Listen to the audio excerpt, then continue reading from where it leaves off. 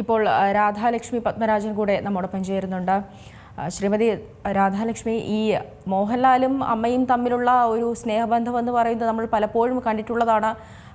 ഒരു വലിയ ഒരു വാത്സല്യം തന്നെ ഈ അമ്മയ്ക്ക് മോഹൻലാലിനോട് ഉണ്ടായിരുന്നു. അത് മോഹൻലാൽ വളർന്നപ്പോഴാണെങ്കിൽ പോലും ആ ഒരു വാത്സല്യം തന്നെയാണ് ഉണ്ടായിരുന്നതെന്ന് വേണം പറയാൻ.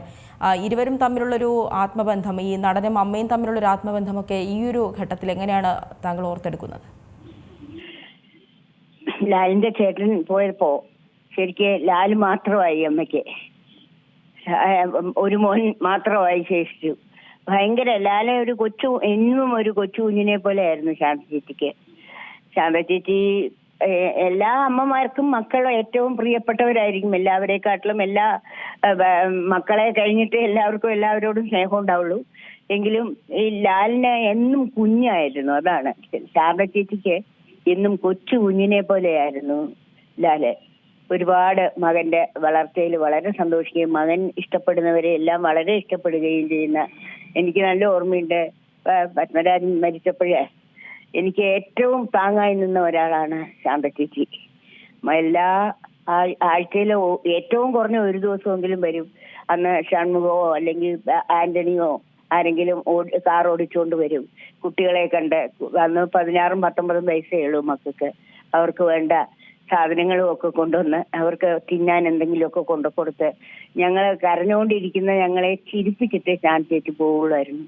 എന്നും തമാശ പറയാം. എനിക്ക് ലാലിനെ ശരിക്കും ലാലിന്റെ ഈ തമാശകളും എല്ലാം കുസൃതിയും ഒക്കെ ശാന്ത ചേച്ചിയുടെ സംഭാവനയാണ്. ശാന്ത ചേച്ചിയുടെ അതേ സ്വഭാവമാണ് ലാലിനെന്ന് എനിക്ക് തോന്നിയിട്ടുണ്ട് പലപ്പോഴും. അതെ, നിങ്ങൾ തമ്മിലും വലിയൊരു സൗഹൃദം തന്നെയാണ് കാത്തു സൂക്ഷിച്ചിരുന്നത്.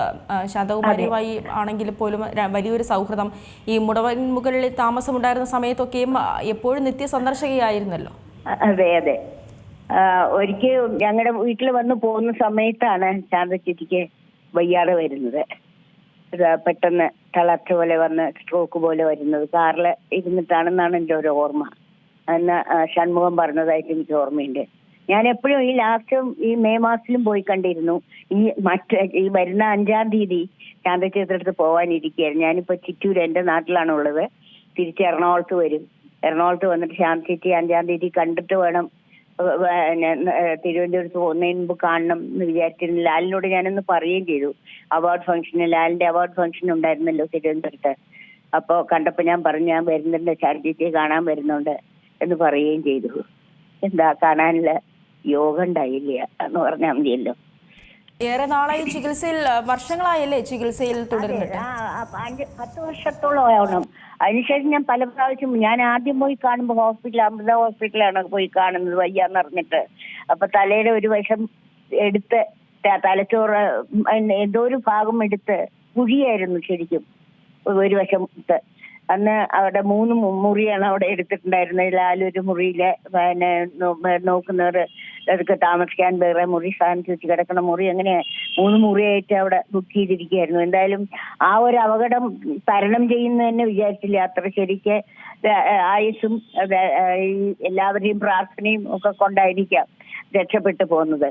അന്ന് ഓരോ ഓർമ്മയില്ലാതിരുന്ന ശാന്ത ചേച്ചി പിന്നെ മെല്ലെ മെല്ലെ എല്ലാം സുഖപ്പെട്ട് അവസാനം അതെല്ലാം തലയിൽ നിന്ന് മാറ്റി വെച്ച സാധനങ്ങളെല്ലാം തിരിച്ചതുപോലെ വെച്ച് പഴയ രൂപത്തിലാക്കി എടുത്തിരുന്നു. സംസാരിക്കാൻ മാത്രം. ഞാൻ ഈ മെയ് മാസത്തിലാണ് അവസാനം കാണുന്നത്. അപ്പൊ സംസാരിക്കാൻ വയ്യെങ്കിലും കുസൃതിക്ക് ഒരു കുറവും ഉണ്ടായിരുന്നില്ല. എനിക്ക് നല്ല ഓർമ്മയുണ്ട്, ലാലിന്റെ ഒരു ഫോട്ടോ അവിടെ തൂങ്ങുന്നുണ്ട്. അപ്പൊ ഞാനും എൻ്റെ മകൻ അനന്തപത്മനാഭനും കൂടിയിട്ടാണ് അവിടെ പോയത്. അപ്പൊ ശാന്തേച്ചി ലാലിന്റെ ഫോട്ടോവും പാപ്പനെ നോക്കിയിട്ട്, രണ്ടുപേരും താടിയാണല്ലോ, അതൊക്കെ കാണിച്ച് കൈകൊണ്ട് ആക്ഷൻ കാണിച്ച്, സംസാരിക്കാൻ പ്രയാസം ഉണ്ടെങ്കിലും കൈകൊണ്ട് ആക്ഷൻ കാണിച്ച് തമാശ പോലെ രണ്ടുപേരും ഏകദേശം ഒരുപോലൊക്കെയാണ് തടിയും താടിയും എന്നുള്ള നിലയ്ക്ക് സംസാരിച്ച പോലെ അങ്ങനെയാണ് സൂചിപ്പിച്ചതായിട്ടാണ് എനിക്ക് തോന്നിയത്. വളരെ സന്തോഷമായിട്ട്. അന്ന് വയ്യായിരുന്നു, കിടക്കുകയായിരുന്നു. പിന്നെ ഷൺമുഖത്തിന്റെ ഭാര്യ നഴ്സാണ്. അവര് ഒക്കെ കൂടെ ഉണ്ട്. 2-3 പേര് കൂടെ നോക്കാനായിട്ടുണ്ടായിരുന്നു. എപ്പോഴും ടി വി കാണാൻ, മകന്റെ സിനിമകളും എല്ലാം കാണാൻ മുമ്പിൽ തന്നെ വലിയൊരു ടിവിയും വെച്ചിട്ടുണ്ടായിരുന്നു. ഞാൻ എപ്പോ പോകുമ്പോഴും, എറണാകുളത്ത് പോകുമ്പോഴും ശാന്തിക്ക് കാണുമായിരുന്നു. വല്ലാത്തൊരു സൗഹൃദമായിരുന്നു അത് ഞങ്ങൾക്ക്. ഞാൻ പറഞ്ഞല്ലോ, അദ്ദേഹം പോയപ്പോ എനിക്ക് ഏറ്റവും തുണയായിട്ട് നിന്നതിൽ ഒരാളാണ് ശാന്ത ചേച്ചി.